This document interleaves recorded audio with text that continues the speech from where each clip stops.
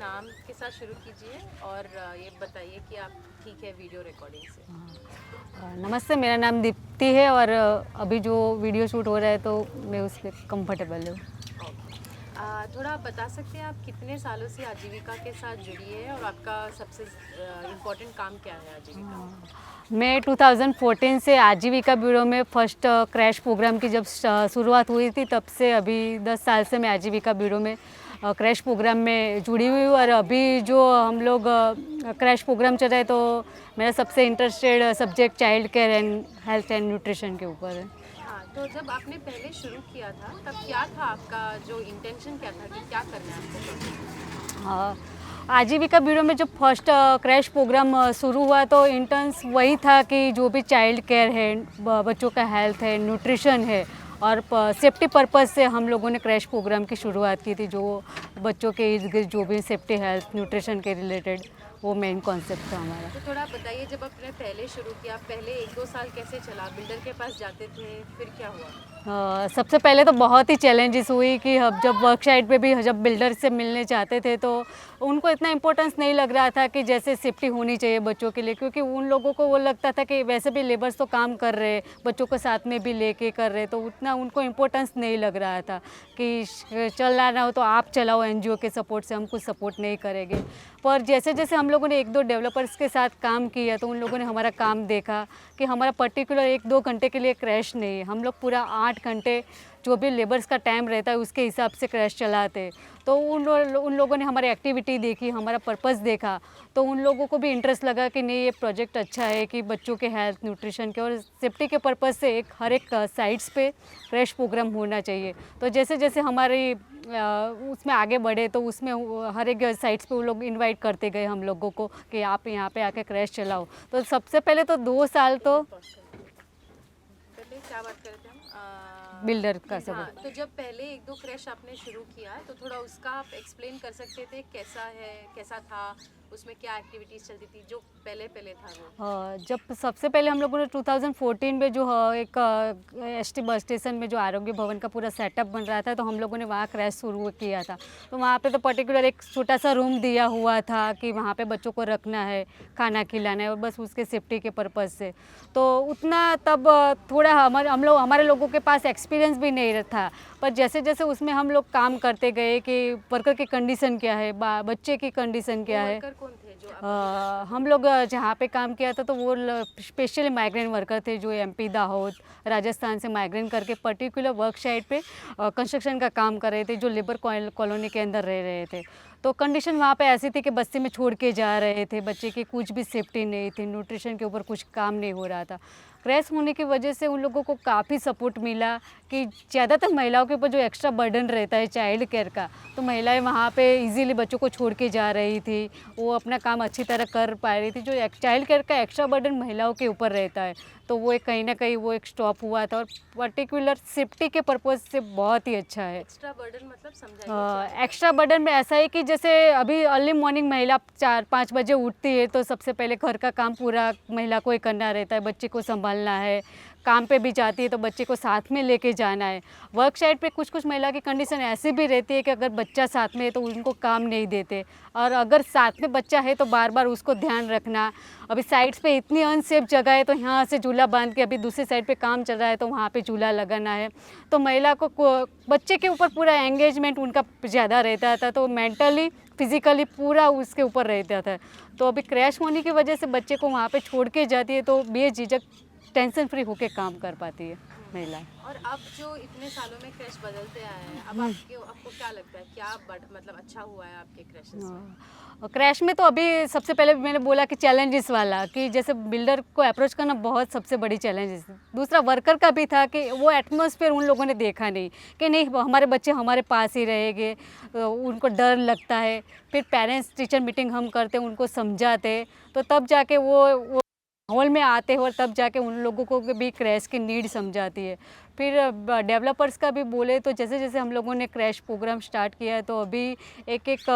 Builder के साथ हमारी 7वीं 8वीं क्रैशेस अभी चल रही है, तो बिल्डर को भी अभी लग रहा है कि नहीं क्रैश प्रोग्राम बहुत ही ज़रूरी है। अभी दीप ग्रुप कंपनी है, काफ़ी ऐसे बड़े बड़े बिल्डर है, तो अब सामने से इन्वाइट करते हैं जहाँ पे भी उन लोगों का क्रैश जहाँ पे भी उनकी वर्कशाइट चालू होगी तो सबसे पहले क्रैश का रूम तैयार करके देंगे कि पहले वहाँ पे क्रैश स्टार्ट करना है। तो बिल्डर भी अभी समझ रहे हैं कि अभी क्रैश प्रोग्राम काफ़ी ज़रूरी है। और दूसरा एक अच्छा मैं ऑब्जेक्टिव बताऊँ कि जैसे पेरेंट्स ने डिमांड खड़ी की है कि यहाँ से साइड कंप्लीट हो गई तो वो जाके तुरंत वहाँ खड़ी करेगी, स्पेशली महिला वर्कर, कि अगर यहाँ पे क्रैश होगा तो हम लोग यहाँ पे काम करेंगे। तो 2-3 साइट्स तो ऐसी है कि जहाँ पे पेरेंट्स की बातचीत से वहाँ पे क्रैश स्टार्ट हुई है, तो वो एक है। तो आप क्रैश को तो बच्चों के लिए कर रहे हो, पर उसके यूज से आप बहुत और भी कर रहे हो महिलाओं के साथ सोशल सिक्योरिटी के ऊपर, उसके बारे में थोड़ा बताइए। हाँ, जैसे क्रैश प्रोग्राम हमारा एक बच्चों के रिगार्डिंग तो है कि बच्चों के हेल्थ न्यूट्रिशन के ऊपर हम काम करते हैं, पर इसके साथ महिला वर्कर के काफ़ी इश्यू इसके साथ जुड़े हैं कि जैसे महिला है तो एक तो अर्ली एज, जैसे कि एक महिला वर्कर का हम पूरा परामर्श करते हैं कि जैसे महिला आती है तो उसकी पूरी हेल्थ स्टेटस क्या है उसका, अगर एक तो माइग्रेंट फैमिली है तो वहाँ पे माइग्रेंट करके आते हैं तो उनकी स्थिति क्या रहती है, मैरिटल स्टेटस, प्लस उन लोगों की हेल्थ कंडीशन के अर्ली एज में प्रेगनेंसी रखना, और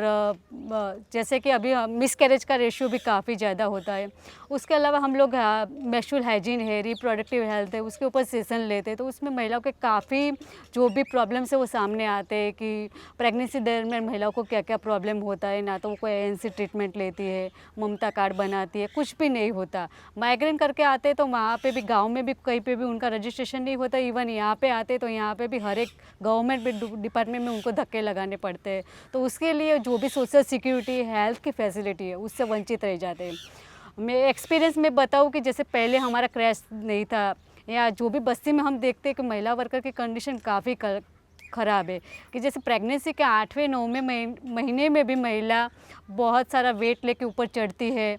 अगर और दूसरा एक कि बच्चे का जब जन्म हो जाता है 10-15 दिन के टाइम में तो वो लोग काम पे लग जाते हैं, तो वो एक सबसे बड़ा चैलेंज वो होता है। तो पर्टिकुलर महिला वर्कर के इर्द गिर्द जो हमारा काम है कि हेल्थ के रिगार्डिंग जब प्रेगनेंसी होती है तब उसका पूरी ANC ट्रीटमेंट करवाना, बच्चे का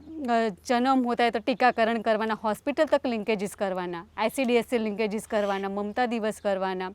सोशल सिक्योरिटी में भी अभी गवर्नमेंट डिपार्टमेंट से जो भी उन लोगों को सोशल सिक्योरिटी में मैटरनिटी बेनिफिट है या जो भी लेबर्स रिगार्डिंग्स उन लोगों के जो भी फैसिलिटी है वो हम लोग प्रोवाइड करते हैं। तो थोड़ा आप ये इसके बारे में सोचिए मेरे साथ कि जो हम क्रैश को जनरली सिर्फ चाइल्ड केयर के बारे में बोलते हैं, पर क्रैश का और क्या महत्व है, जैसे कि वर्कर्स के साथ रिलेशनशिप बनाने का entry point,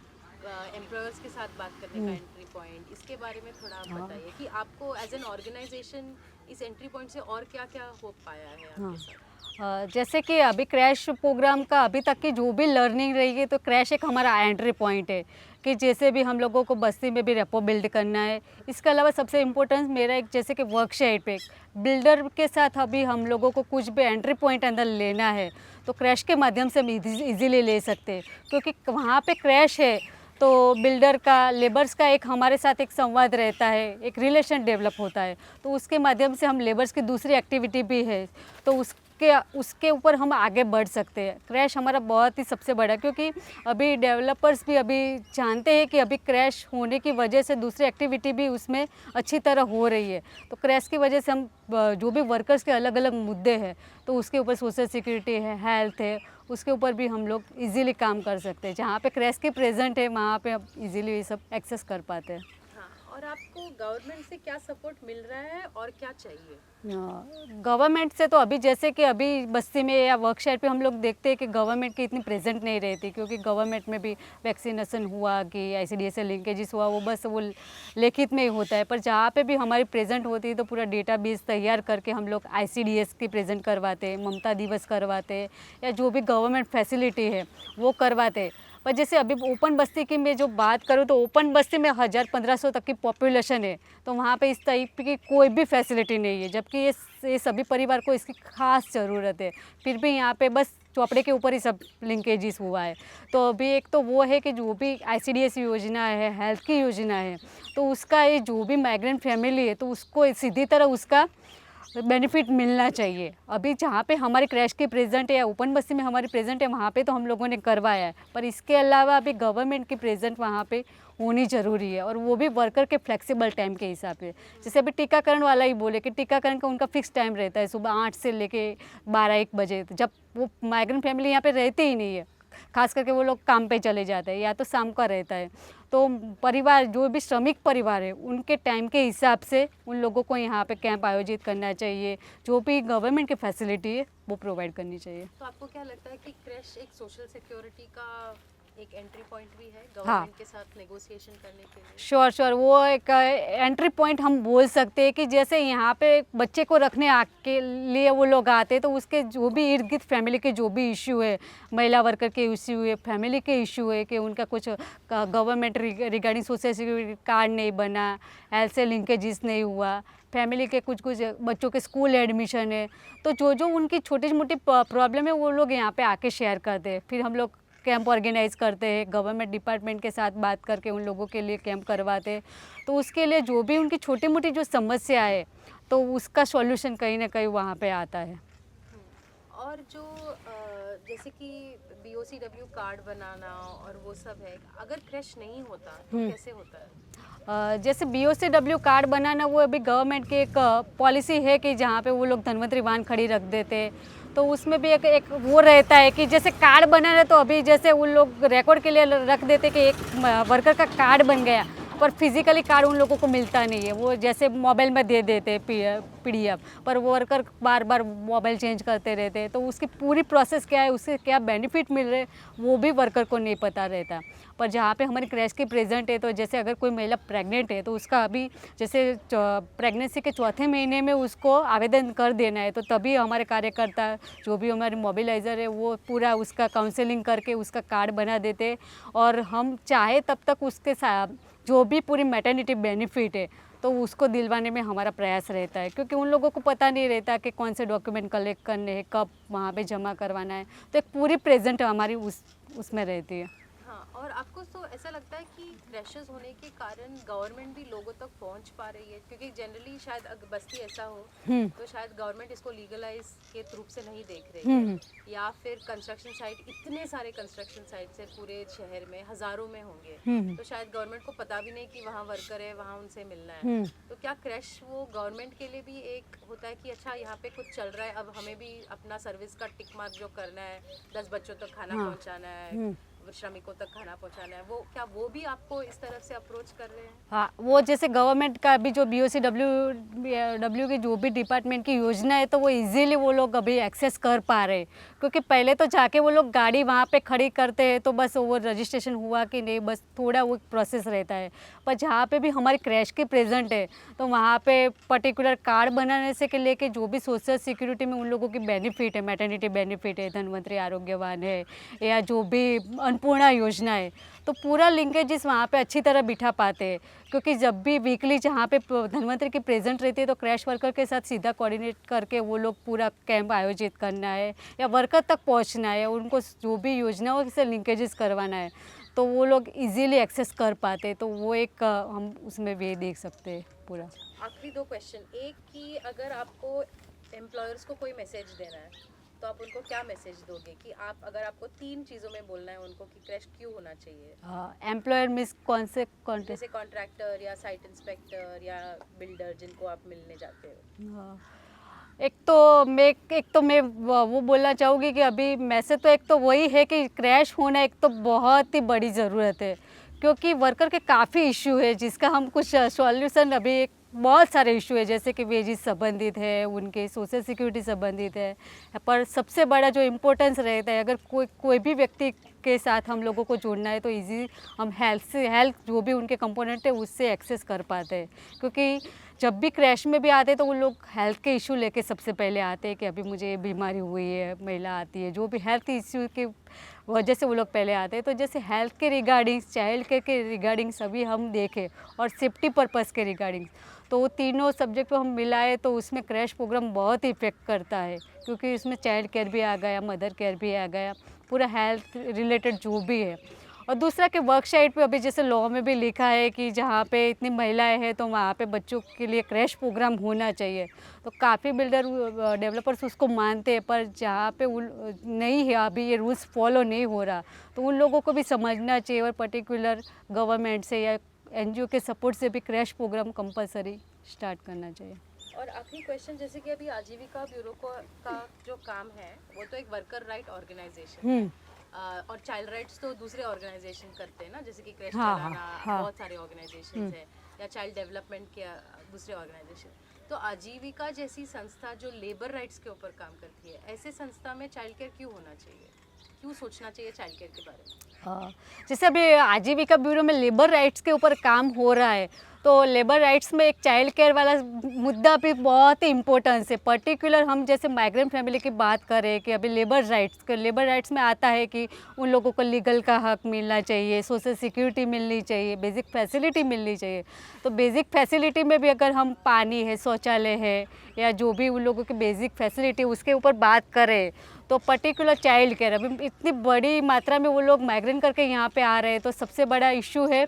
drop out ratio. बच्चों का एजुकेशन के ऊपर सबसे बड़ा इफेक्ट पड़ता है। अगर वो बच्चा अगर वहाँ से ड्रॉप आउट होके यहाँ पे उसके छोटे भाई बहन को संभालने के लिए के आ जाते हैं, तो सबसे बड़ा एक जो है एजुकेशन वाला ड्रॉप आउट रेशियो बढ़ेगा, और कल जाके वो इन फ्यूचर वो बच्चा वहाँ से अभी लेबर फोर्स में बढ़ जाएगा, कि उसकी पढ़ाई छूट जाएगी, तो उसकी वजह से वो लेबर फोर्स अभी बढ़ जाएगी। तो पर्टिकुलर हमको वहाँ से स्टॉप करना पड़ेगा कि अभी जो माइग्रेशन हो रहा है तो उसमें एजुकेशन और चाइल्ड केयर के ऊपर हमको ध्यान देना चाहिए कि अगर ये ऐसी कोई क्रैश फैसिलिटी है या एजुकेशन के साथ जोड़ना है, तो वर्कर के राइट्स के हिसाब से अभी एक चाइल्ड केयर और न्यूट्रिशन वाला जो भी है वो एक मेन लग रहा है अभी। तो ये महिला वर्कर्स और चाइल्ड केयर को भी थोड़ा कनेक्ट करती है। महिला वर्कर के जैसे कि अभी महिला वर्कर भी यहाँ पे आती है, तो मैं जैसे पहले भी बताया कि सेफ्टी के रिगार्डिंग से या हेल्थ के रिगार्डिंग से, तो अभी जैसे परिवार आ रहा है तो उसमें महिला भी आ रही है, तो महिला आएगी तो उसके साथ में बच्चे तो आने वाले हैं। तो अभी जो जैसे लेबर राइट्स का बात कर रहे हैं, तो अभी एक एक्सपीरियंस वो भी है कि अगर नाके पे महिला काम पे जा रही है तो उसके साथ बच्चे हो गए तो महिला को काम नहीं मिलेगा, उसका वेजेस गिर जाएगा, तो महिला को ऐसे ही घर पे बैठना पड़ेगा।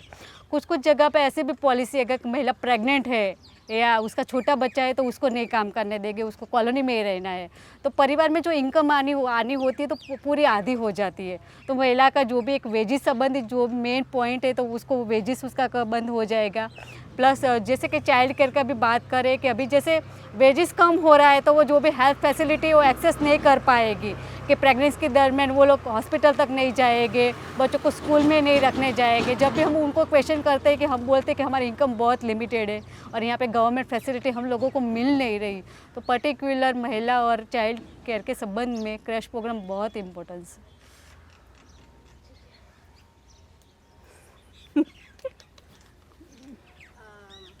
आपने वो सवाल का जवाब दिया है, बट अगर कल मैं आपको 50 लाख रुपए देती हूँ, या फिर लेट्स से कि गुजरात का सीएम आके आपको बोलता है कि मैं आपको 50 लाख दे दूंगा, आपकी क्या एक विश है? आपकी क्या विश होगी? मेरी विश तो सबसे बड़ा है, वो होगा कि बेसिक फैसिलिटी है, जैसे कि बस्ती में हम लोग देख रहे हैं, तो बेसिक फैसिलिटी में एक तो पानी, टॉयलेट और एजुकेशन रिलेटेड फैसिलिटी खास करके श्रमिक परिवार के लिए वो होनी चाहिए।